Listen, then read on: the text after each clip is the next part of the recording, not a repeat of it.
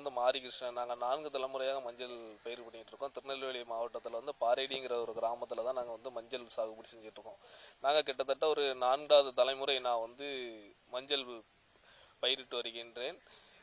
அரசாங்கத்துக்கு வந்து ஒரு கோரிக்கை வைக்கிறோம்.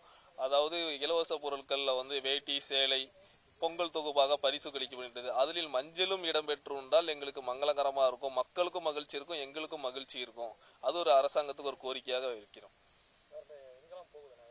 எங்களுடைய மஞ்சள் நாங்கள் வந்து திருநெல்வேலியில் பயிரிட்டு பக்கத்து மாவட்டத்திற்கு பக்கத்துள்ள மாவட்டத்திற்கு தூத்துக்குடி, நாகர்கோவில், கன்னியாகுமரி, திசைநிலை இந்த மாதிரி ஏரியாவுக்கு நாங்கள் கொடுத்துக்கிட்டு இருக்கிறோம். மொத்தமாகவும் கொடுக்குறோம், சில்லறையாகவும் கொடுத்துட்டு இருக்கிறோம்.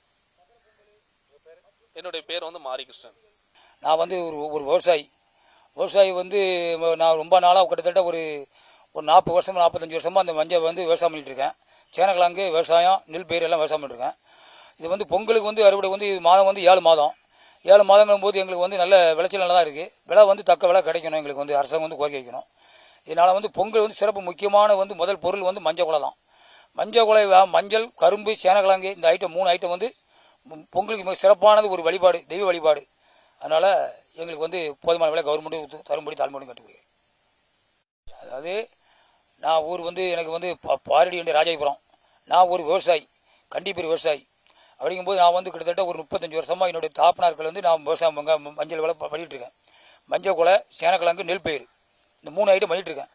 அதனால் வந்து இந்த மஞ்சள் குலை வந்து பொங்கல் வந்து சிறப்பான முக்கியமான பொருள். அதாவது வந்து சேனக்கிழங்கு மஞ்சள் குலை இல்லைன்னா பொங்கல் இல்லாத மாதிரி. அதனால் கவர்மெண்ட் கொள்முதல் எடுத்து எங்களையும் ஒரு கரும்பு மாதிரி ஒரு கொள்முதல் எடுத்து இந்த மஞ்சள் குலை எடுத்து பண்ணணும். எங்களுக்கு விளைச்சல் நிறைய பண்ணுவோம். நாங்கள் விவசாயம் ஒரு சந்தோஷமாக ஒரு வாழ்க்கை நல்லாயிருக்கும். இது தமிழக அரசு முன்னுரிமை எடுத்து எங்களுக்கு ஒரு வழிகாட்டி விடுக்கும்போது ஐயா தளபதி அவர்களுக்கு ரொம்ப நன்றி.